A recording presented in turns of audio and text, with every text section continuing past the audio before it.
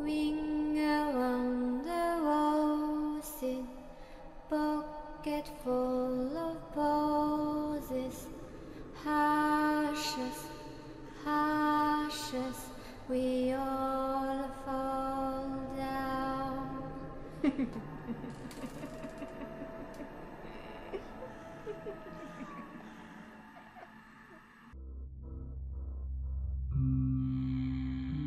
J'étais super contente de ma dernière mission. C'était très différent de toutes les précédentes. Aux dernières nouvelles, Samara est toujours enfermée. Il y a bien sûr des ronds maintenant, mais pour vérifier simplement si elle reste dans la prison. Je ne sais pas par quel objet le chasseur a utilisé contre elle, car Samara n'a plus l'ombre d'un pouvoir, ce qui est plutôt bon signe. D'ailleurs, est-ce que vous saviez que ce yokai a inspiré un film devenu très célèbre ? Je devrais sans doute le regarder, simplement pour vérifier si les détails que j'avais cités étaient proches de la réalité. En ce moment, je n'ai pas de travail en soi. C'est uniquement du bon temps. J'ai le droit à une permission, si je peux le dire ainsi. Alors j'ai décidé d'aller visiter ce charmant pays, et dans cette ville d'Akita. Depuis que je suis dans cette fondation, il y a un côté très pratique, justement dans le côté location. Je suis hébergée directement dans mon travail. Déjà, on n'a pas de frais de logement, de loyer, et tout ce qui va avec. Tout ceci est pris en charge par la directrice. Je dois bien sûr fournir mes propres repas, qui je trouve est totalement normal. Il nous arrive par moments que nous fassions des dîners d'équipe. Cela nous permet de serrer encore plus les liens et d'éviter d'être toujours avec les mêmes collègues. Il ne faut pas croire qu'il n'y a qu'une équipe, le chasseur et moi. Eh bien non. Nous pouvons retrouver les techniciens, ceux qui entretiennent les locaux, ceux qui nourrissent les locailles dans les cellules. Nous avons également des médecins pour les créatures. Ils ne font pas des recherches sur eux, non, ni même faire des modifications génétiques. Ils ont créé un dossier médical avec tout le nécessaire qu'on puisse avoir besoin en cas que nos individus tombent malades. Mais il faut dire qu'ils ont une sacrée condition physique. Qu'est-ce que nous avons d'autre ? Laissez-moi réfléchir. Ah si, nous avons une personne qui est très importante. Un psychiatre. Car il ne faut pas croire que c'est une honte de réclamer son aide. Pas du tout. C'est même très important pour qu'on garde un équilibre. Il est vrai que j'en ai eu recours après avoir rencontré mon premier yokai dans la fameuse forêt dont on ne doit pas prononcer le nom. Je ne savais pas comment gérer cette rencontre. Alors j'ai eu besoin de ses conseils qui m'ont bien aidé à mieux me préparer mentalement lors d'une mise sur le terrain. Et en effet, les suivants étaient beaucoup plus faciles avec le chasseur. Il m'a mis en confiance. Maintenant, je me sens vraiment comme sa coéquipière et non comme une potentielle boulée. Ça fait du bien de se sentir apprécié pour ma qualité de travail et qu'il me fasse confiance dans mes recherches. Pour le moment, c'est mon moment. Je vais aller me balader à Akita. Je vais aller faire ma petite touriste au Japon. Enfin, pour ceux qui ne savent pas où elle se situe, elle est du côté de la mer, dans la région de Tohoku. La ville est traversée par le fleuve Okawa, mais pour l'heure, j'avais une envie folle de déguster leur spécialité. Le temps était juste parfait. Il y faisait un très grand soleil. Le ciel était un bleu couleur océan. Je pouvais sentir une légère brise le long des chemins semés de magnifiques arbres. Non, il n'y a pas que des cerisiers, ça serait très cliché. Je marchais le long du fleuve, cherchant ainsi un super spot pour pouvoir manger. Et j'ai vu ce magnifique restaurant, très atypique de la région, avec sa spécialité, le kiritampo. C'est du riz pilé enroulé autour de brochettes en bois, enrobé de miso ou de sauce soja, et grillé jusqu'à obtenir une belle carbonisation. Ce repas, j'en ai tellement rêvé depuis que j'ai atterri au Japon. L'endroit était tout bonnement divin. C'était très typique de la région. On ne veut pas se mentir, c'était aussi très touristique. La façade était faite de bois avec des lanternes. Désolée pour l'image de la façon que j'ai prise, mais j'ai trouvé que ça ressortait mieux en pleine nuit qu'en journée. Mais bon, ça ce n'était que mon humble avis. À l'intérieur de celui-ci, on m'a demandé si j'étais seule ou accompagnée. Bien sûr, elle a remarqué que j'étais toute seule, donc elle m'a conduit à une table, me donnant également une carte du restaurant, le chameau bleu. Et sans surprise, j'ai choisi la spécialité locale. Le serveur était fort agréable à regarder. Il avait les cheveux d'un rouge cuivre, le visage en ovale, avec des yeux bridés comme il le faut. Il aurait carrément pu être Mister de la région Akita. Je ne sais pas si ici ils le font ce concours de beauté, mais en tout cas, lui, il le gagnerait à coup sûr. Je n'ai pas cessé de le regarder tout le long de mon repas qui était juste parfait. C'était ce à quoi je pouvais m'attendre. Une fois terminé et que j'avais payé l'addition, j'ai décidé de continuer de visiter la ville. La culture japonaise est tellement différente de la nôtre. Vous savez qu'on ne fait pas la bise pour se dire bonjour?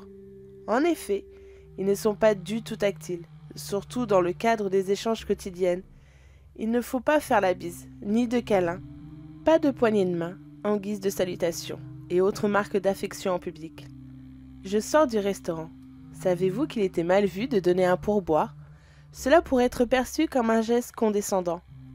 Les Japonais estiment que le service doit être irréprochable, sans attendre de compensation supplémentaire. Je ne vais pas dire ce qu'il faut faire ou non ici, si cela intéresse.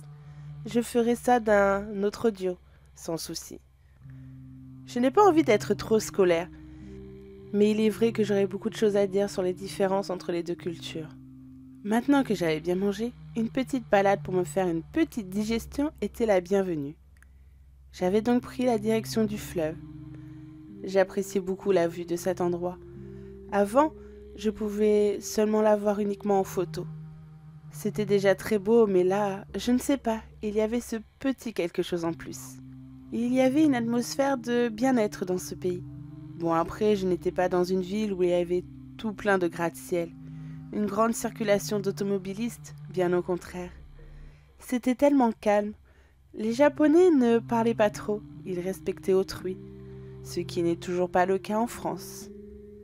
Le grand changement, c'est qu'ici, j'ai l'impression d'être surveillée, même suivie depuis quelques minutes, mais pas par les habitants, mais plutôt de quelque chose, à cause des êtres oniriques, qui sont dans le coin certainement. Ce n'est pas spécialement un sentiment de mauvais augure, au contraire, je me sens bien. Les ondes sont très positives. Mais d'un autre côté, j'ai ce vilain sentiment d'être suivie. Mais quand je me retourne, forcément, il n'y a personne. Est-ce un pressentiment? Un yokai? Un fantôme? J'en avais pas la moindre idée. J'avais continué mon chemin pour continuer de visiter Akita. Et franchement, j'en avais plein les yeux. Les temples étaient somptueux, d'une grande beauté, que même un non-croyant deviendrait croyant, tellement que le lieu était imprégné de je ne sais quoi. Sans entrer à l'intérieur, j'avais déjà des frissons sur tout le corps. Il y régnait un silence de respect. Pourtant, il y avait du monde, mais aucun ne parlait. Tout le monde était dans ses prières et subjugué par la beauté de ces lieux, si cultes.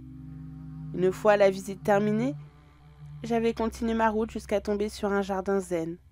Il portait vraiment bien son nom. J'avais pas du tout envie de quitter cet endroit tellement que je me sentais bien. En observant les horizons, j'avais pu remarquer une personne qui ne m'était pas totalement inconnue. Le serveur du restaurant plus tôt dans la journée, eh bien, il était là, non loin de moi, à me fixer droit dans les yeux. Visiblement, il m'avait remarqué. Je ne devais pas être si discrète que ça. Franchement, je ne lui retire pas sa beauté. Mais par contre, à m'observer comme cela devenait très étrange. Ce n'est pas parce que j'étais une femme que je devais forcément attendre qu'un homme fasse le premier pas. Nous sommes dans une ère moderne après tout. J'avais donc pris mon courage à deux mains, car j'avoue que je n'avais jamais fait ce genre de choses auparavant. C'était une grande première. Mais il y avait bien une première à tout, n'est-ce pas? J'avais commencé à marcher dans sa direction. Il a continué à me fixer droit dans les yeux. Une fois rendu à sa hauteur, j'ai donc fait le salut traditionnel du Japon. Je me suis inclinée légèrement quand j'étais à sa hauteur. Il me l'a bien sûr rendu. En le regardant de si près, on pouvait limite le comparaître à un seigneur, tellement que sa beauté cassait tous les clichés. Nous avons commencé à nous échanger quelques banalités. Ça me changeait des conversations avec le chasseur dans la fondation. Au moins là, je ne parlais pas de notre prochaine mission sur le terrain. Non, je parlais enfin à une personne vivant ici depuis sa naissance. Il m'avait conseillé de voir d'autres lieux qu'il connaissait, qui pourraient potentiellement me plaire. J'avais beaucoup aimé sa compagnie. Il n'y avait rien de mieux qu'un local qui aimait son pays pour nous donner toutes sortes d'informations. Mais l'heure tournait à vitesse ahurissante.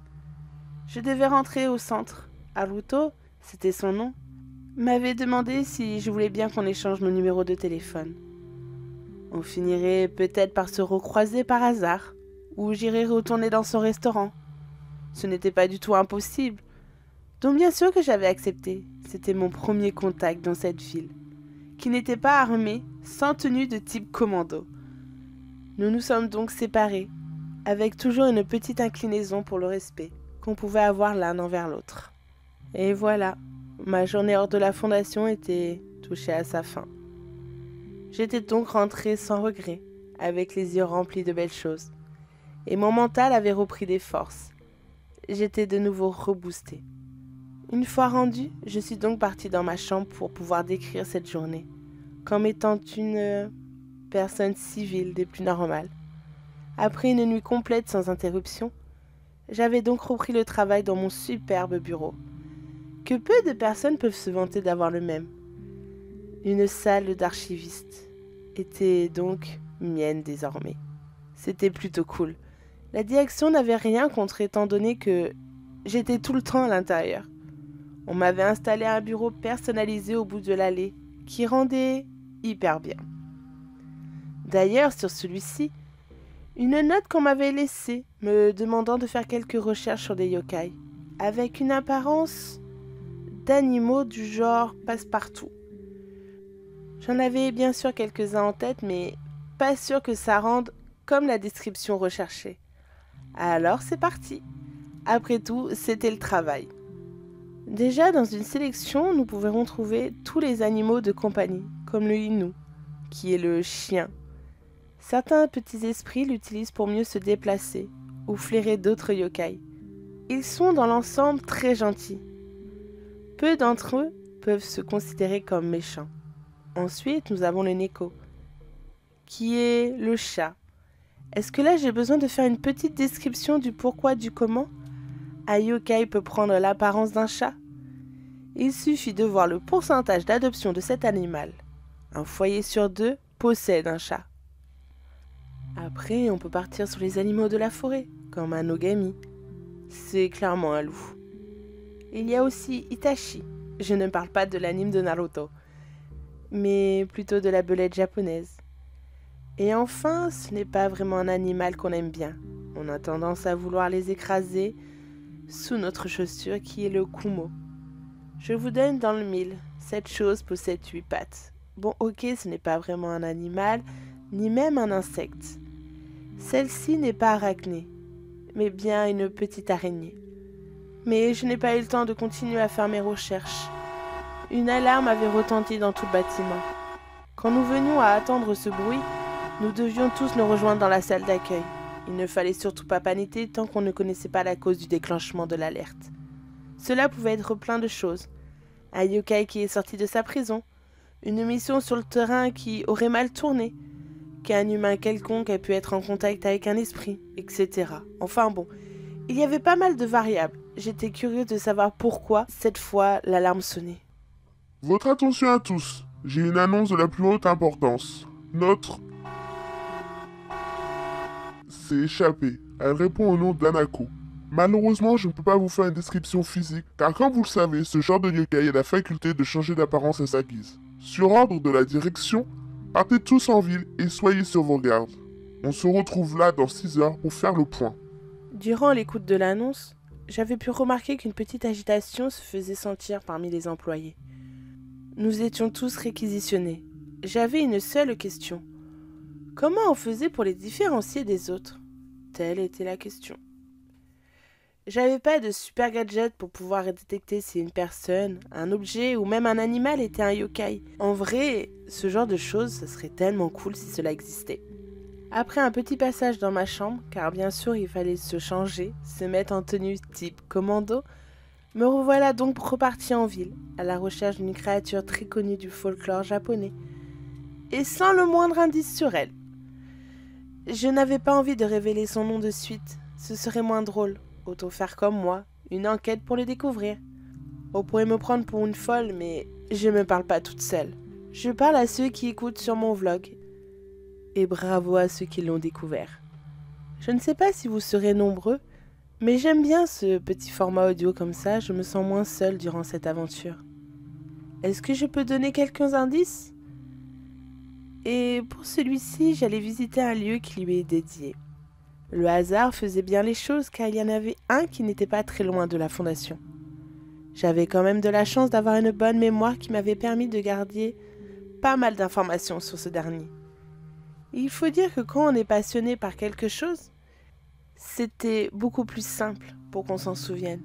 Surtout si c'est un sujet qui nous plaît, qui nous anime carrément.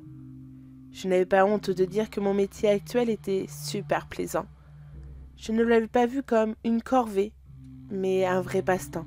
C'est rare de nos jours de trouver un travail qui nous correspond réellement.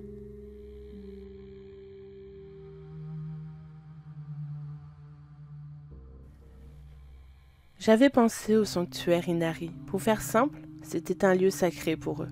Ils sont tellement aimés par les Japonais qu'ils reçoivent des offrandes composant de riz et de saké. On peut voir également des statues pendant leur forme animale. Comme dans tous les lieux religieux, il faut respecter les règles, ne pas parler trop fort. Soyez respectueux dans l'endroit dit sacré. Bien sûr, on retire les chaussures avant de rentrer, un signe de politesse, partout au Japon ceci dit. C'était devenu un automatisme pour moi, et oui, je travaillais en chaussettes. J'avais donc scruté le moindre recoin du sanctuaire sans faire le moindre bruit. Mais rien de rien, c'était un endroit magique. Il était vraiment magnifique ce sanctuaire.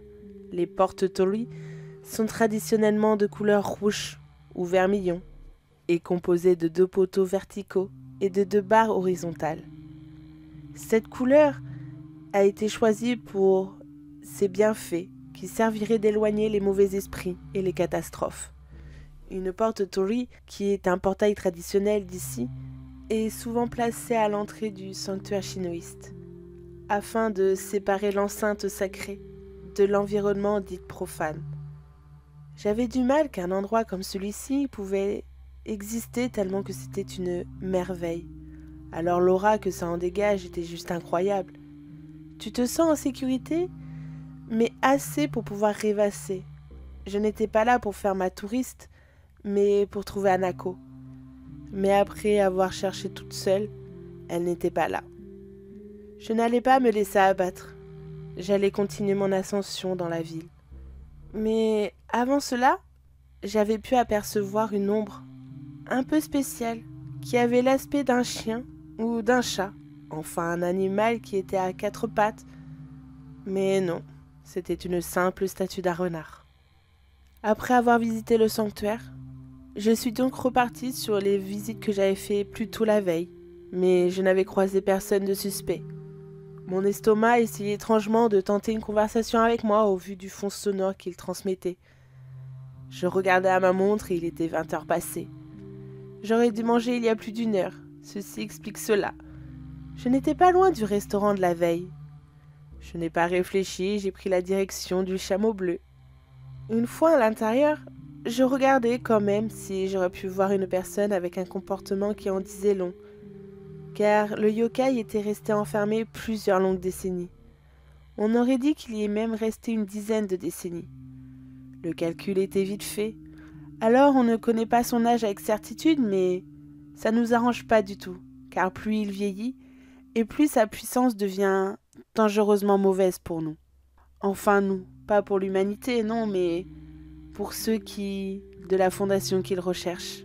Mais en observant la salle, je n'avais rien vu d'anormal. Maharuto était là. J'ai eu le droit à un petit bonjour discret. Mais après plusieurs heures de recherche, et de recherche sans succès, j'étais donc rentrée à la fondation pour faire une réunion. Tout le monde était déjà présent, mais tous avaient la même réponse à donner. RAS, rien à signaler. Malgré qu'on connaissait son espèce, j'allais devoir tout de même faire une petite recherche à son sujet.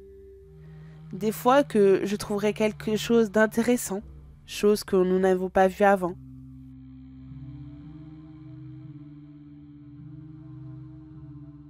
J'étais de retour dans mon endroit préféré. Mes archives, bien sûr. C'était un yokai très connu dans le monde entier. Il façonne énormément. On en parle dans des animes, les dessins animés, dans de nombreux films. Quel est le point commun entre Fenard, Teen Wolf, Mon colocataire est un Kumiho? On les retrouve également dans Naruto. Je vous laisse quelques instants. Et oui, en effet, celui-ci qui a réussi à sortir de nos locaux est le fameux renard à 9 queues. Enfin, à 9 queues, je vous expliquerai plus tard. Et oui, c'est un kitsune. Il n'est pas bien jeune, au contraire. C'est pour ça que nous avons du mal à le trouver. Je savais que certains d'entre eux avaient la possibilité de cacher des traits physiques, comme les oreilles de renard et la queue. Alors oui, c'est plutôt sympa quand ils sont en convention. Ça fait un cosplay naturel comme tous les yokai. Nous connaissons leurs noms. Certains, nous connaissons leurs failles. Mais est-ce qu'on les connaît réellement? Tout est là l'importance de mon travail.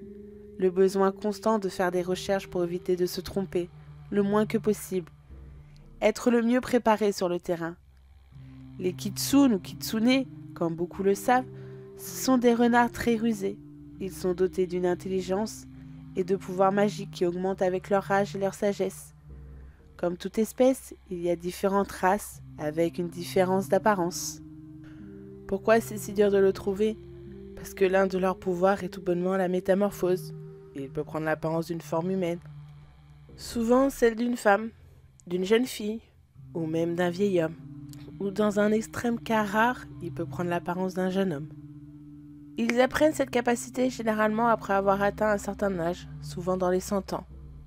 Avec ce changement corporel, il peut avoir quelques couacs, comme la conservation des traits de renard. On peut également le remarquer grâce à son ombre qui n'a pas l'apparence d'une ombre humaine, mais d'une ombre de renard. Ils ont tellement de pouvoir que c'est dur de tous pouvoir se rappeler. Donc je vais faire une petite liste. C'est un côté un peu pratique. De toute manière, je devais en faire une, pour mes collègues. Je pense connaître la plupart des choses, mais cela peut être pratique pour mes collègues de la Fondation. Donc en tout premier, nous avons la possession des êtres humains, surtout des femmes, et de se nourrir de leur force vitale. Ils ont l'art de créer des illusions pour tromper les humains. Ce sont des yokai qui ont un contrôle sur les éléments du feu, qui peuvent générer souvent sous forme de petites flammes, qui sont de couleur bleue ou rouge. Un pouvoir peu banal, mais qui rejoint une création d'illusions. Ils arrivent aussi très facilement à influencer les esprits, les pensées et le destin des humains. Je vais devoir être très pointilleuse, car je dois faire une liste également sur les rôles et les types. En premier, nous avons le Zenko. Ce sont les kitsune bienveillants, souvent associés à Inari, Ogami, la divinité shintoïste, du riz, de la fertilité et du commerce. Ils agissent comme des messagers divins, des protecteurs de la culture et des sanctuaires, et peuvent aussi apporter de la chance et conseils. J'avais une bonne intuition dans un sens pour avoir commencé mes recherches dans le sanctuaire qui n'est pas loin de la Fondation. Ils sont considérés comme des créatures célestes, et nous avons bien sûr son contraire, qui est le Kungo, plutôt la partie sombre. Ils sont particulièrement puissants et anciens, et parfois vénérés comme aussi des divinités. En second, nous avons les Yako, no Kitsune, qu'on peut traduire par des kitsune sauvages et malicieux. Ils sont plus espiègles, voire maléfiques. Ils aiment jouer des tours humains, les tromper ou chercher à se venger. Ils peuvent provoquer le chaos et la discorde. Franchement, j'espère que ce n'était pas ce genre-là qui a été dans notre prison et qui a décidé de quitter les lieux. Car dans ce cas-là, ça peut être un danger à haut risque. Nous avons eu peu d'informations le concernant. La seule chose que j'ai eu le droit, c'est qu'il était très âgé. Donc en termes de puissance, on devait s'attendre à tout. En troisième, nous pouvons avoir des Chicago, les kitsune terrestres. Ils n'ont pas atteint l'âge de sagesse des Tengo, mais eux sont liés par la terre et des forêts. Celui-là, je peux le rayer de la liste, car il n'y a pas beaucoup de végétaux dans les alentours. En quatrième, nous avons les Ninko. Ils sont un peu plus compliqués, car ils peuvent être perçus uniquement par ceux qui sont possédés. Ça peut être de tout et de rien. Là, pour le coup, il faudrait déjà connaître la personne, qui aurait potentiellement perdu tout sens de la pensée. Ensuite, on a une autre catégorie. Et oui, il y a l'interaction avec nous les humains. En premier, on peut avoir les alliés, ou alors des adversaires qui peuvent être redoutables selon leur nature et les circonstances à laquelle on se retrouve face à eux. En second, il y a les mariages mixtes. En effet, nous avons bien sûr des légendes qui racontent des unions entre humains et renards, donnant ainsi naissance à des enfants qui ont des capacités très spéciaux. Un autre point qui, pour moi, est le plus important, c'est de savoir combien ils possèdent de queues. Pour la bonne raison que ce détail peut nous donner l'information cruciale sur son âge, ainsi que sa forme magique. Plus il est âgé, et plus il possède de queues, jusqu'au nombre de 9. Et cela tous les 100 ans. Il faut savoir aussi, comme tous les animaux, la couleur de la fourrure peut changer. Les renards, c'est pareil. On peut en avoir des blancs et dorés. Ils sont souvent représentés comme étant une bonne augure. Tandis que d'autres peuvent être noirs et rouges, sont plus ambigus. Un kitsune qui aurait atteint les 9 queues est signe de pouvoir et pouvant ainsi avoir sa fourrure devenir blanche ou dorée. Maintenant que j'ai terminé de tout lister, il ne me restait plus qu'à faire des photocopies pour tout le personnel. Moi-même, je n'avais aucune idée lequel des kitsune s'était échappé de la prison. Car aux dernières nouvelles, nous n'avons eu aucun délit signalé, ni aucune attaque quelconque, ni encore moins aucune possession. Enfin, ça c'était déjà beaucoup plus compliqué à deviner, mais rien à signaler.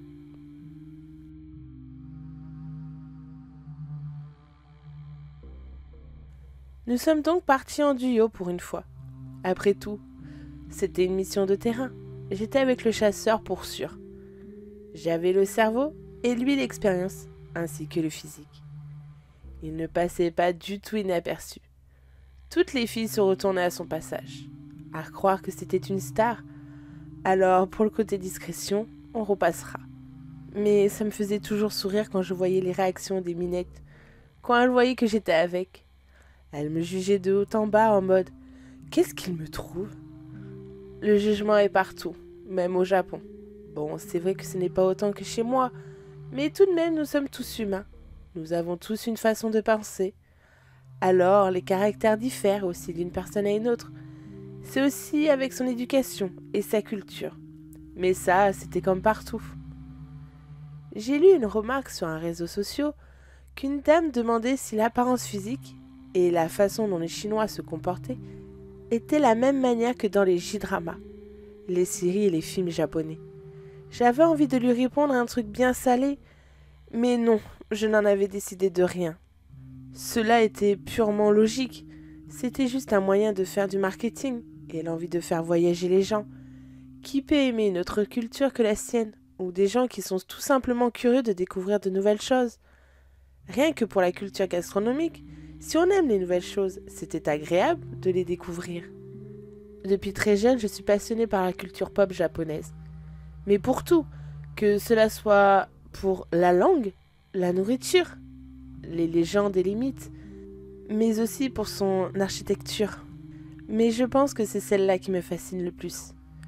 Quand je suis rentrée au sanctuaire Inari, j'en avais presque oublié pourquoi j'étais là. J'avais tellement envie d'en savoir plus, de connaître plus de choses à son sujet.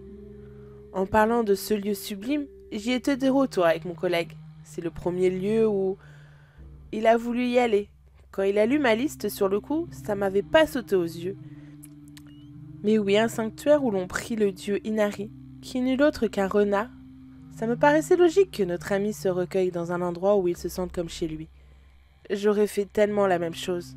Bon, certes, au Japon, il n'y a pas grand-chose qui me ramène dans ma petite province en France. Mais je n'avais pas le mal du pays. Nous nous sommes donc mis d'accord. On partirait chacun de notre côté. On devait vraiment prendre tout notre temps pour louper aucun détail éventuel.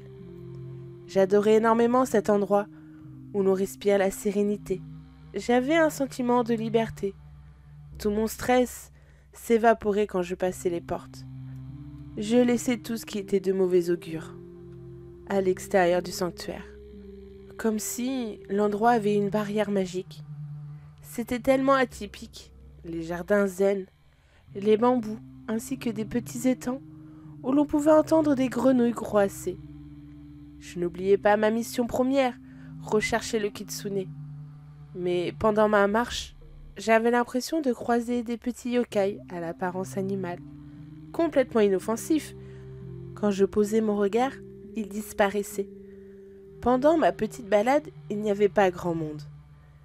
Mais je tomba sur une personne qui regardait la statue d'un renard. En m'avançant vers ce dernier, j'ai remarqué que c'était Haruto.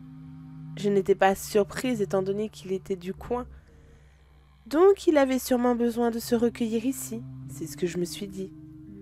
Quand il m'a vu, il avait l'air surpris de me voir ici. Nous sommes juste salués à la japonaise, sans un mot. Je l'ai laissé là et j'ai continué ma route. Je n'ai rien vu d'anormal comme ma première fois ici d'ailleurs. Le sanctuaire était très grand mine de rien.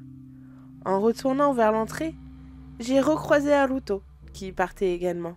Quelques secondes plus tard, c'était au tour du chasseur. Nous nous sommes échangés notre rapport. Nous sommes donc rentrés à la fondation, constatant qu'on n'avait toujours aucune piste. Mais mon collègue m'avait posé une question étrange. Sa question était de savoir qui était la fille avec qui je suis restée quelques secondes. J'avais beau réfléchir, je ne voyais pas de qui il pouvait bien s'agir. Je ne parlais à aucune dame. La seule personne que j'ai croisée, c'était le serveur du chameau bleu. La chaleur qui lui avait peut-être trop tapé sur la tête. Quoi qu'il en soit, nous sommes rentrés chez nous.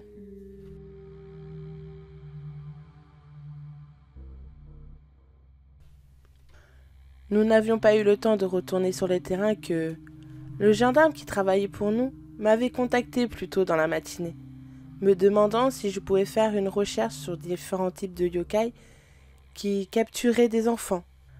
Un certain nombre important avait disparu tout autour du fleuve. Juste ça avait commencé à rendre fou les forces de l'ordre. La piste criminelle n'était plus envisageable après plusieurs indices. Ils menaient tous dans le même lieu, là où des humains normaux ne pourraient pas atteindre. J'avais déjà ma petite idée en tête, donc sans attendre l'accord des supérieurs, nous avons donc pris la route avec mon collègue, en direction du fleuve Ogawa.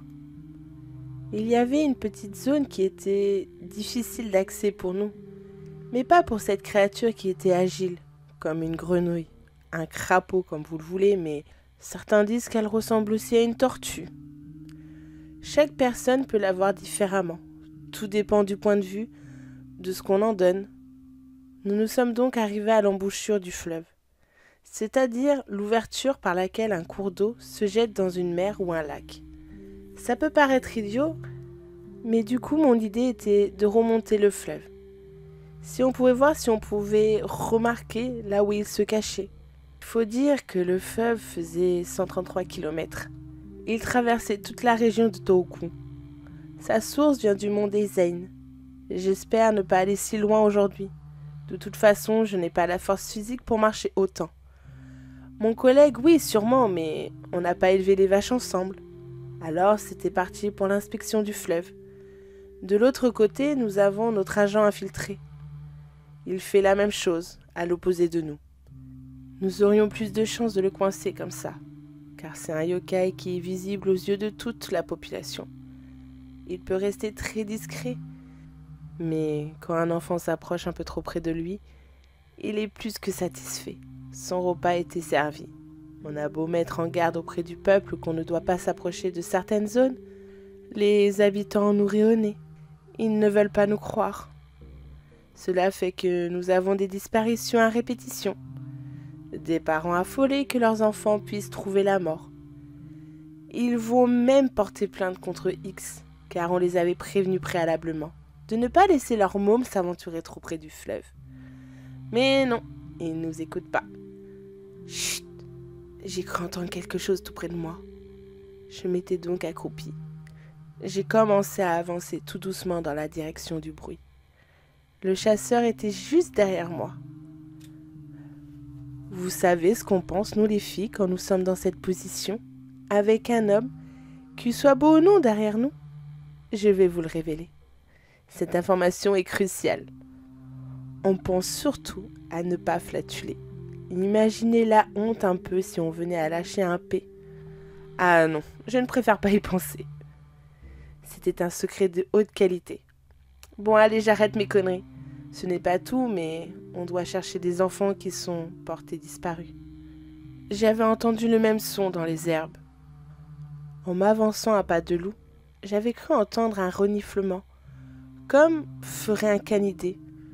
J'avais juste eu le temps de faire un bond en arrière, tomber avec toute légèreté sur mes petites fesses, ou pas, pour apercevoir qu'un loup venait de surgir des herbes. Il s'approchait sans crainte vers moi, comme s'il n'avait pas peur des humains, s'il n'avait pas peur de moi. Moi, en attendant, j'en avais peur de lui. C'était quand même une sacrée bête. N'aie crainte, je ne suis pas là pour toi. Je suis là pour t'aider à trouver le renard qui se cache dans cette région. Je m'appelle Yamato. Comme tu peux le deviner, je suis un yokai. Je ne vais pas chercher à savoir pourquoi je peux te comprendre, mais j'accepte volontiers toute l'aide que nous pouvons trouver pour retrouver le kitsune. Je vais rester en arrière pour ne pas vous déranger. Si je le sens dans le coin, j'hurlerai. Ça sera mon signe. Je te remercie pour ton aide complètement inattendue. Et sans un mot ou une pensée de sa part, il est retourné là d'où il venait. Bon, sans grande surprise, j'avais dû expliquer ce qu'il venait de se passer à mon collègue.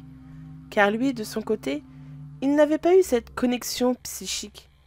Il était aussi très intrigué et reconnaissant envers ce Ogoshi no Makami. Il était très rare. On le pensait même qu'il avait disparu et considéré comme une divinité. Donc nous étions assez confiants pour retrouver l'autre canidé. Mais pour l'heure, ce n'était pas ça. Ce n'était pas lui que nous recherchions à coup sûr. Nous avons donc décidé de continuer notre recherche au bord du fleuve. J'avais rapporté une arme secrète avec moi. Si toutefois il allait se montrer, au même moment, nous avons entendu une fillette crier au loin. Sans réfléchir, nous avons directement accouru vers les hurlements. C'était une fille qui était au bord de l'eau et qui avait l'air complètement apeurée. Le chasseur avait décidé d'avancer devant moi, en cas où un danger allait surgir. Mais la petite fille venait dans ma direction. Madame, s'il vous plaît, aidez-moi. Mon ami, il était au bord du fleuve, mais quelque chose l'a emporté. J'avais envie d'essayer de la rassurer comme je pouvais. D'un geste presque maternel, je lui avais caressé les cheveux. Elle sanglotait. Le chasseur lui avait demandé si la créature qu'elle avait vue provenait de l'eau. D'un hochement de tête, elle nous confirma que oui, c'était bien là. Une autre voix d'enfant se faisait également entendre de l'autre côté de la rive. Je n'avais pas eu le temps de réfléchir, que le chasseur s'était jeté dans l'eau en direction de l'enfant.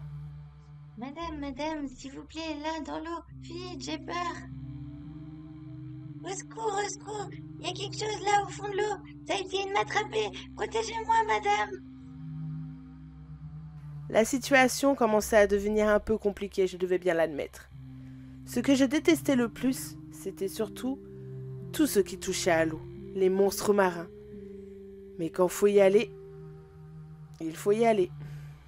Alors je me suis retournée vers la petite fille et je lui ai dit qu'elle n'avait rien à craindre, qu'il fallait juste qu'elle reste loin de l'eau. Nous allons les aider, toutes les deux. Sans réfléchir et au vu des indications de la seconde fillette, j'ai commencé à mettre un pied, puis l'autre dans la rivière. Je savais pertinemment que je ne craignais rien, car la seule chose qui l'intéressait, c'était les enfants. Mais son péché mignon, c'était le concombre. Une fois que j'étais bien au centre de la rivière, des petites vaguelettes se formaient à la surface. Il avait senti et entendu les enfants. J'ai commencé à avoir une forme presque humanoïde et la taille d'un enfant, le dos d'un kappa, émergeait lentement, pouvant remarquer ainsi sa couleur verdâtre, avec sa peau écailleuse. Sa tête sortait aussi. Je la voyais son eau du plat, qu'on appelait le Sahara, qui le rend immobile s'il le renverse. C'était son point faible, tout comme le concombre. Il ne fallait pas que je reste trop longtemps dans l'eau, car comme c'était sa zone, et qu'il avait bien sûr les mains et les pieds palmés. Celui-ci avait décidé d'établir sa petite maison. En même temps, on ne peut pas trop lui en vouloir. Il avait tout à portée de main, si je peux le dire ainsi. Comme ça, la ville était à proximité. Et ça voulait dire également qu'il y avait plein d'enfants qui peuvent potentiellement tomber dans son piège. C'était l'endroit juste paradisiaque pour lui. Il était là devant moi. On avait pied tous les deux. Je me suis mis face à lui. Et sans attendre, je me suis inclinée. Forcément, la légende raconte que, devant un geste de politesse, le Kappa est très à cheval sur ça.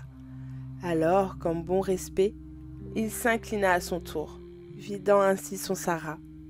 Je n'avais pas eu le temps de me retourner vers le chasseur, qu'il était déjà à notre hauteur. Il l'attacha. Tout le reste s'est passé très vite. Au talkie, on avait prévenu notre agent qui faisait encore des recherches de son côté. Nous l'avons donc prévenu que nous avons capturé le yokai, qui avait causé tous ces problèmes. En attendant son arrivée, nous avons donc mis en sécurité les filles, qui étaient très impressionnées de voir une créature pareille. Je savais qu'avec le temps, ça se terminera en vilain cauchemar. Dans le meilleur des cas, ça la fera des nouvelles recrues dans quelques années.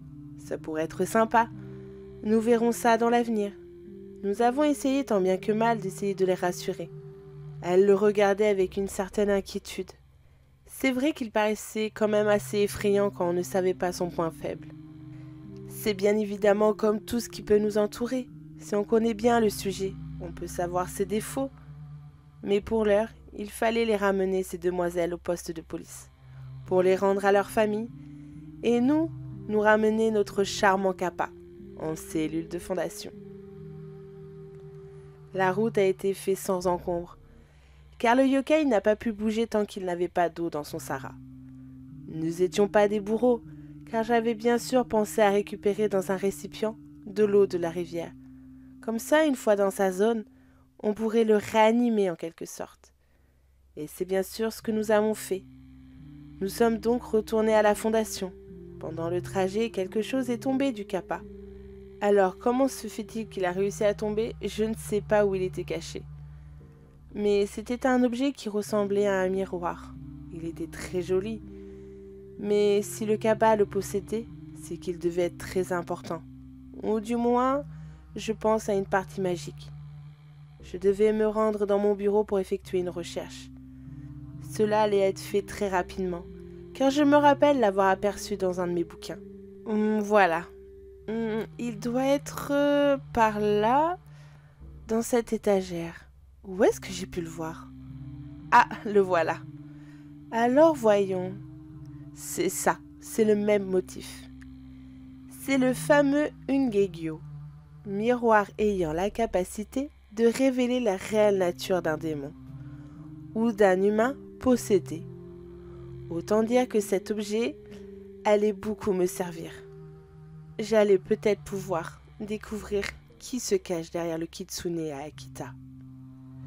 Je savais déjà sur qui j'allais l'utiliser en premier. J'ai commencé à avoir quelques doutes sur quelqu'un. Sans demander encore l'accord à mes supérieurs ni même aux chasseurs, j'ai décidé d'aller rejoindre quelqu'un à l'extérieur. Direction le Chameau Bleu. Une fois dans le restaurant, j'ai bien fait de venir. Ça m'éviterait de le chercher partout. Il était toujours là, Haruto. Étant là comme serveur, j'étais arrivé à l'heure de fermeture. Je ne comptais pas manger. Je voulais surtout lui parler. J'ai donc patiemment attendu la fin du service.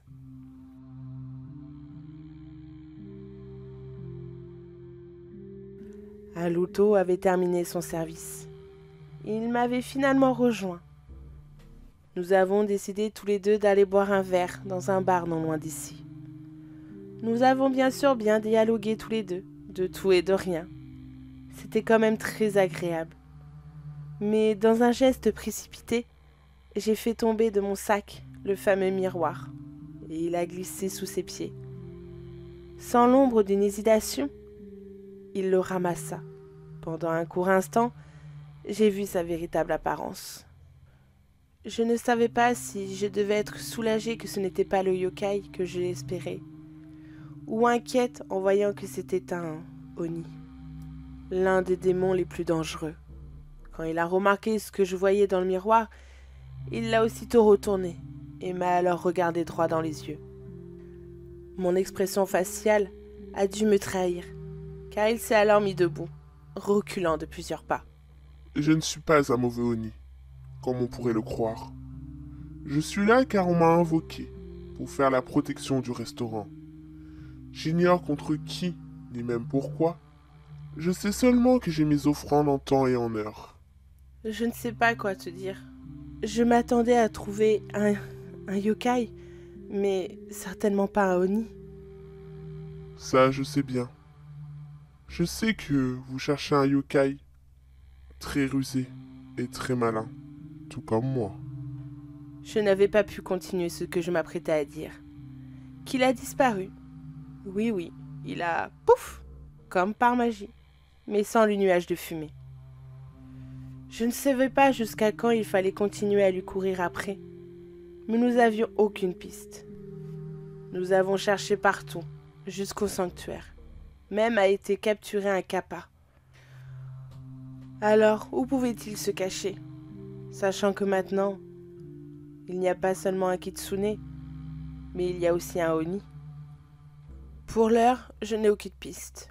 La meilleure des façons, c'est aller me coucher. Comme on dit, le sommeil porte conseil. Nous verrons bien ce qui m'apporte.